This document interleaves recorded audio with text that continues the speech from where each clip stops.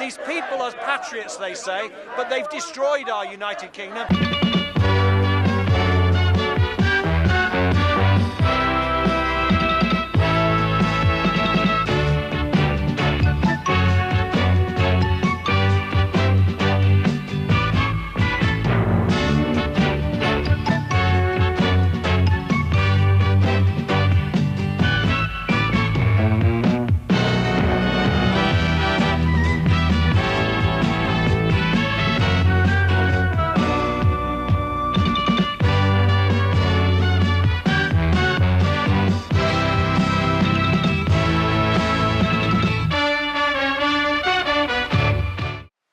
Happy Independence Day!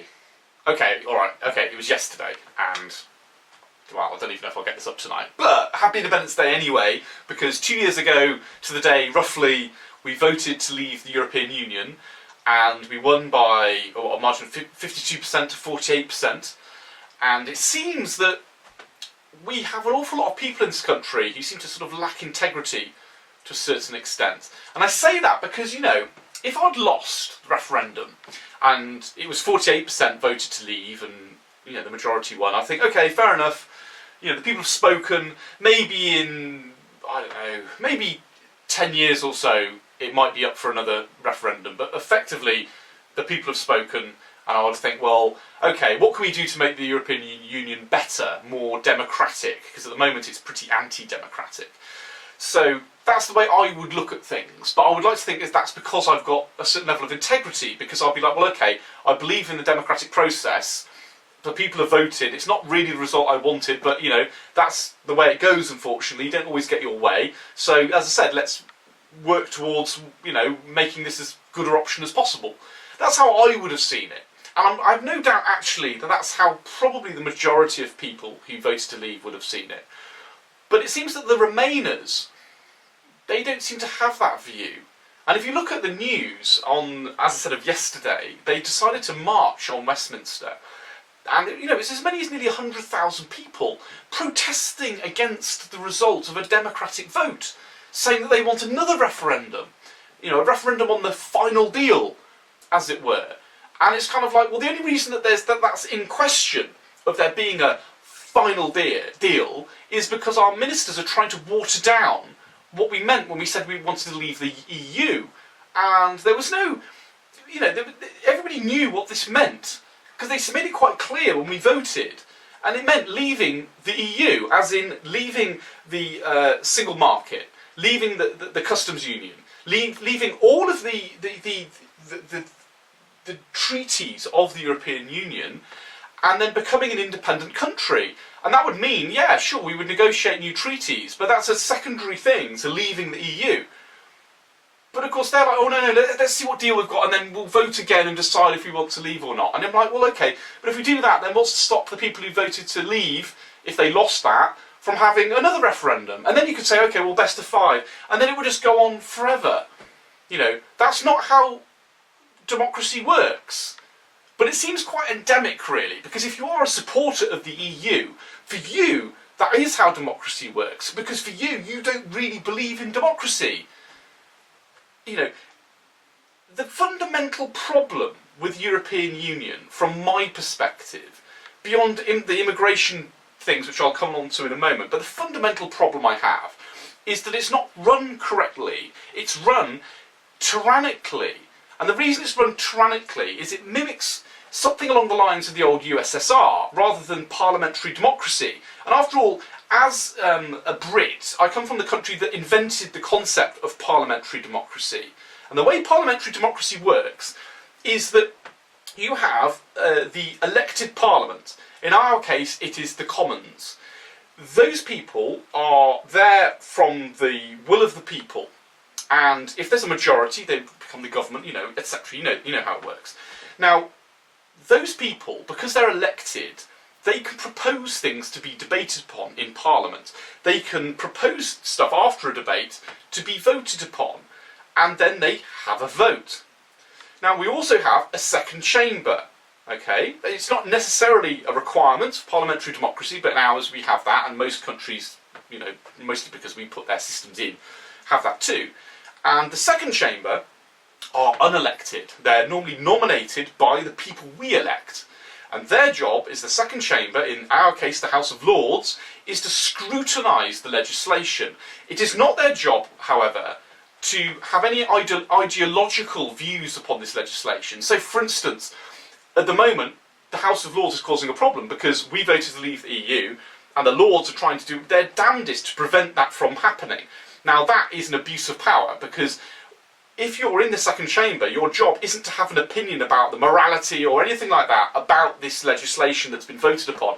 Your job is to offer advice and scrutinise and to say, okay, I realise that this is what you want to do, but you haven't, dotted the I's and crossed the T's and quite perfectly. There's going to be some unexpected consequences of this legislation.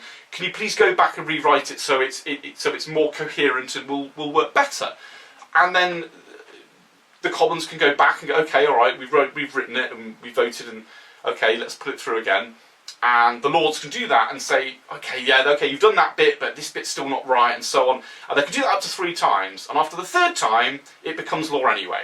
That's the basic premise of parliamentary democracy. Yeah, in the EU, it's the wrong way around. So we vote in our MEPs, and they form a parliament. But the people we vote in, because they're in the European Parliament, they don't actually raise any taxes. Our actual Parliament raises the taxes. So they're not actually answerable to anyone really, but, supposedly they're voted in. Once they're voted in, they're not allowed to propose things to be debated in Parliament. They're not allowed to propose things to be voted upon in Parliament. The only people who are able to do that are the second chamber, the unelected second chamber, who do very much have an agenda, who do very much choose they do literally choose what can be debated, what can be voted upon, etc. So now you've got like a complete reversal of roles. In a democracy, the elected people are the only ones allowed to have an opinion about what becomes law. The unelected guys are just supposed to give advice and scrutinise the legislation. They're not there to block it ideologically. But in the European Union, the only people who can propose legislation are these guys.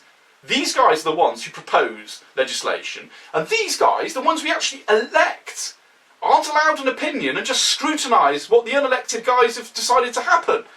That's how the Soviet Union worked. You had the government in Moscow.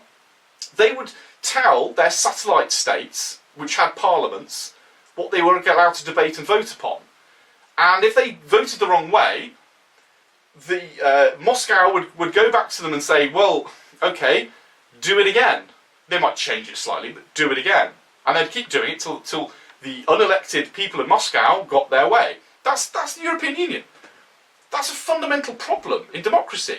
So, of course, if you support such a system, then it isn't surprising, is it, that when you have a referendum and there's a clear, result of that referendum, they just want another one. Because that's how their minds work. They think, well, we didn't get our way in this vote, so we'll just have another one.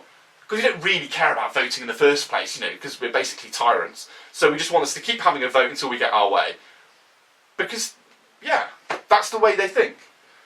But on the second point is, you look at this crowd of people who are marching on Westminster. They're not very diverse, are they? They're all middle-class people, mostly white. And you won't see anybody working class there, mostly because they couldn't afford to get there, no doubt, for that day, but also because they probably didn't vote to remain. But these people are the epitome of the champagne socialist. They basically one of the things they support is mass immigration. They think it's great. Why? Well, because it does nothing but benefit them, as far as they can see. Because they want a cheap patron decorator. They get some Polish guy to come and do it at like half the price of an English guy. They want someone to look after their children, etc., etc., etc. They get loads of cheap, free, labour, basically. And then they look down their nose at the working class and call them lazy, they call them racist, they call them xenophobic, all because they wanted to leave the EU. Well, maybe, just maybe. I mean, if I'd got a crap job and I was on like minimum wage, or even worse than minimum wage, and I've got a family to support, and I've got a life to live in England, and then a load of migrants came over who were living like 10 people to a house, and they don't mind, living a sort of hard life for a few years, because every penny they get, they can send back to Poland or wherever, where it's worth a lot more money, and they can live the high life at the end of it. You're competing with those guys, and those guys will do the work you'll do for like half the price. That's going to drive your wages down. It's basic market economics. You know, that's with a business if you're just a painter and decorator. But if you're employed by someone, if there's one job and there's 100 people applying for that job, then that employer can put the wages down as low as he likes, because there's 100 people. And it, you know, and if as he drops the pay, those 100 people drop, but eventually they drop to say 20, he's still got loads to choose from, hasn't he? But if those people stop coming in huge numbers, and now these employers have got loads of jobs available, and there's a less and less number of people available to do those jobs, then the wages of those jobs is going to increase. It's going to increase the living standards of the working class. Now, Labour are supposed to, or the left, are supposed to support the working class, but clearly they don't care about them, because they were the first people to call them uneducated and racist and xenophobic and all the rest of it, just because they didn't vote the way that they wanted them to vote. These middle class people are basically virtue signalling about immigration, and they expect working class people to pay for it. They're not paying for it, they're benefiting from it. But the working classes, they have to sign those checks. And it's frankly disgusting. But the secondary part of it is that, you know, I'm not working class. You know, not by any means. But, you know, believe it or not, after I left school, I did work in a factory for a few years. I went out with a girl as well who lived in a rough part of Dudley for a few years as well. And one of the things I learned about poor people is to have a very, very strong sense of community. It was something I really admired, actually. And the reason they have a strong sense of community isn't because there's something, you know, strange or unusual about them. It's because when you're poor, you need a social safety net. You can't afford to sort of not even speak to your neighbour or look him in the eye when you go and collect your mail in the morning. No, you need to know your neighbour's name, because you might need to borrow a fiver off him. You might need him to watch the kids while you go down the road to do something. You need each other. You need someone in the community who can get you some cheap baccy or whatever, and some beer, or some guy who, you know, isn't a mechanic but he can fix your car for you for as a favour or for a few quid. You know, you have this tight-knit network of people in the community supporting each other in working class communities. And the secondary problem they've had with immigration is, first of all, their wages go down. And as their wages go down, the need for community increases. But simultaneously, their communities are being filled up with people who don't speak the language that they speak. They don't have the same culture that they have. So the working classes are now being hit with having less and less money and less of a social safety net, because they don't have communities anymore. And these bourgeois bloody champagne socialists look down their nose at them and call them racist. These champagne socialists, the likes of Jeremy Corbyn and all these others, who are supposed to look after the working class, they treat them like there's something they've just rubbed off the sole of their boot. They don't give a toss about them. They don't even understand where they're coming from. And now, here they are, marching against democracy, and it's shameful.